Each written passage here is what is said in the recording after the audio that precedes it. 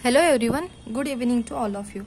I am here with another video with another important topic that is the essential and beneficial element in the soil. ठीक है, इसमें है ना दो type होते हैं, दो डिस्ट्रीब्यूशन किया गया है कि नॉन मिनरल न्यूट्रिएंट और ऐसे न्यूट्रिएंट जो हमें सॉइल से मिलते हैं. ठीक है, फर्टिलाइजर या सॉइल से मिलते हैं ऐसे. तो नॉन मिनरल न्यूट्रिएंट में है CHO, कार्बन हाइड्रोजन ऑक्सीजन. ये जो सोर्स ऑफ कार्बन का जो सोर्स है ओनली वन है, कार्बन का एक ही सोर्स है, वो है CO2 फ्रॉम एयर. वो कार्बन का सोर्स है. उसके बाद हाइड्रोजन जो है इसका सोर्स वाटर है और ऑक्सीजन का भी सोर्स क्या है, वाटर है. ये हो गए CHO हो गए. इनको स्ट्रक्चरल एलिमेंट भी बोला जाता है. ठीक है, इसके बाद आगे बढ़ेंगे कि जैसे ये डिस्ट्रीब्यूशन हुआ है कि जो फर्टिलाइजर या सॉइल में से जो न्यूट्रिएंट मिलते हैं उनका, इनमें दो टाइप होते हैं. एक तो मैक्रो न्यूट्रिएंट होते हैं. मैक्रो मतलब मेजर और ज्यादा अमाउंट में, ज्यादा इसकी जरूरत होती है, इसके बिना ये बहुत ही ज्यादा इसेंशियल है ये. ठीक है, इसके बाद आते हैं माइक्रो न्यूट्रिएंट. माइक्रो न्यूट्रिएंट लगते हैं ये भी इसेंशियल है, इनके बिना भी लाइफ साइकिल एंड जो ग्रोथ वगैरह वो पूरी नहीं हो सकती, बट ये as compare to micro nutrient ये क्या लगते हैं, कम लगते हैं. ठीक है, और इस माइक्रो न्यूट्रिएंट में भी दो टाइप आते हैं, जैसे कि प्राइमरी न्यूट्रिएंट और सेकेंडरी न्यूट्रिएंट. प्राइमरी न्यूट्रिएंट को क्या बोलते हैं, मेजर न्यूट्रिएंट भी बोलते हैं. अभी इन दोनों में इसकी मेजोरिटी थी कि इसको बहुत ज्यादा अमाउंट में लगता है ये वाले micro nutrient as compare to micro nutrient. अभी माइक्रो न्यूट्रिएंट में जो दो टाइप है, जैसे प्राइमरी न्यूट्रिएंट और सेकेंडरी न्यूट्रिएंट, इसमें ये वाले जो है प्राइमरी न्यूट्रिएंट इनका अमाउंट क्या होता है, ज्यादा लगता है, वो ज्यादा मात्रा में लगता है. ठीक है, एनपीके नाइट्रोजन, फास्फोरस और पोटेशियम, ये तीनों हो गए. सेकेंडरी में आएंगे कैल्शियम, सल्फर और मैग्नीशियम. ठीक है, इसके बाद अभी है ना सबको बहुत ज्यादा कंफ्यूजन रहता है कि लर्न कैसे करें. ये वाले तो याद हो जाते हैं, नाइट्रोजन, फास्फोरस और पोटेशियम, एनपीके. इसके बाद हमको ये वाले सिर्फ याद करना है CA, S और Mg. ठीक है, CA, S और Mg ये वाले लर्न करना है. और इसके बाद सिर्फ हमको ये तीन तो लर्न करने की जरूरत नहीं, ये सिर्फ तीन याद रख लो, CA, S और Mg. उसके बाद क्या करना है, ये जो माइक्रो न्यूट्रिएंट है इसको लर्न नहीं करना है. ठीक है, क्यों वो बताती हूँ आगे. उसके बाद आते हैं जैसे कि हमारे ये 17 इसेंशियल न्यूट्रिएंट हुए. उसके बाद और भी आते हैं बेनिफिशियल न्यूट्रिएंट. उनमें ये बेनिफिशियल न्यूट्रिएंट है, ये 4 है. उसमें कौन से है, सोडियम है, कोबाल्ट है, सिलिकॉन है और ये क्या है, वैनेडियम है. ठीक है, एक उनसे 4 है बेनिफिशियल न्यूट्रिएंट है. अभी आप अगर ऐसा आया क्वेश्चन, ऐसा आया कि इनमें से माइक्रो न्यूट्रिएंट कौन सा है वो वाला बताओ. अगर आपके ये वाले बिंदास पूरे लर्न है, इसमें वाला कर लो कि न को और सीवा ऐसे कर लो, लर्न कर लो. न को सीवा ऐसे लर्न कर लो ये वाले. ठीक है, ये वाले लर्न हो गए, ये वाले लर्न हो गए, ये वाले हो गए.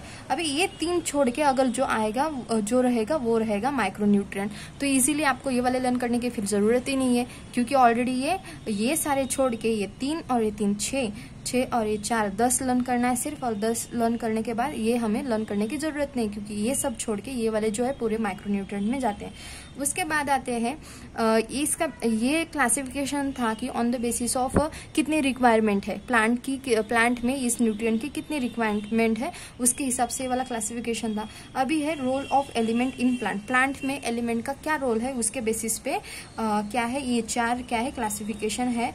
ठीक है, अकॉर्डिंग टू ट्रॉक के हिसाब से स्ट्रक्चरल एलिमेंट जो होता है वो होता है कार्बन, हाइड्रोजन, ऑक्सीजन, जो हमने यहाँ पे देखे थे.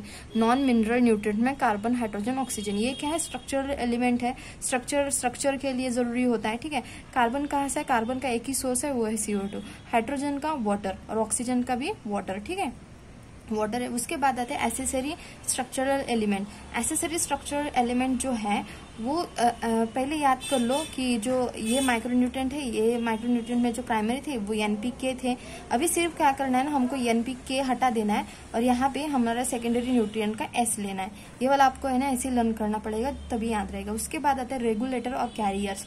उसमें क्या करना है, ये जो सेकेंडरी वाले होते हैं उसमें से CA और Mg लेना है, S नहीं लेना है, क्योंकि S तो ऑलरेडी हमारा एसेसरी स्ट्रक्चरल एलिमेंट में हो गया है. तो हमको क्या लेना है, जो हमने ये ऊपर वाले में NP छोड़ के जो K नहीं लिया था वो इसके साथ लेना है. फिर इसके से Mg हो गया. उसके बाद आता है कैटलिस्ट और एक्टिवेटर. कैटलिस्ट और एक्टिवेटर में बाकी सभी आते हैं. ये वाले लर्न करना है, ये वाले स्ट्रक्चरल एलिमेंट तो लर्न करने की जरूरत नहीं, CHO. उसके बाद एसेसरी और स्ट्रक्चरल एलिमेंट ले लो कि NP और एस। उसके बाद रेगुलेटर्स और कैरियर्स जो है वो है रेगुलेटर्स और जो कैरियर्स है, रेगुलेटर्स और कैरियर्स है वो है CAMG-K, जो पहले वाला का बचा था वो वाला। और कैटलिस्ट एक्टिवेटर ये वाले लर्न करने की जरूरत नहीं है, ठीक है, क्योंकि ये 3 छोड़ के बाकी सब इसमें आ जाएंगे। इसके बाद एक चीज है कि जो एलिमेंट बर्न हो जाते हैं, क्या था वो वाला पॉइंट,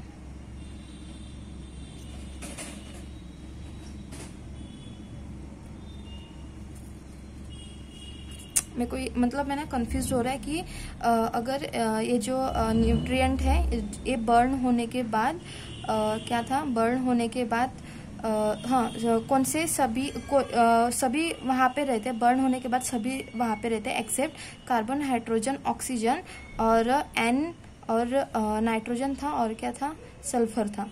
मतलब ये जो 5 है ये बर्न होते हैं। अगर बर्न करने के बाद अगर बर्न होते जला दिया जाता है तो ये 5 बर्न होते हैं और बाकी के जो है वो बर्न नहीं होते, वैसे के वैसे वहाँ पे रहते हैं। ये पॉइंट था। एक बार अगर ये सही है मैं बोल रही हूँ, फिर भी मेरे को थोड़ा सा कंफ्यूज हो रहा है, तो आपको मैं कल दूसरा वाला जो वीडियो बनाऊंगी उसमें मैं क्लियर कर दूंगी, ठीक है। आई होप आपको समझ में आया होगा।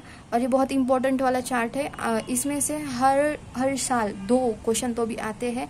अगर आप इतना सा 5 मिनट का चार्ट करने के बाद अगर आपके 2 क्वेश्चन 2 क्वेश्चन और 2 मार्क्स अगर बढ़ जाते हैं तो ये बहुत बड़ी बात है। सिर्फ छोटा सा 1-2 बार लिख के देखो, समझ लो एक बार अच्छे से और फिर हो जाएगा, ठीक है। Thank you so much.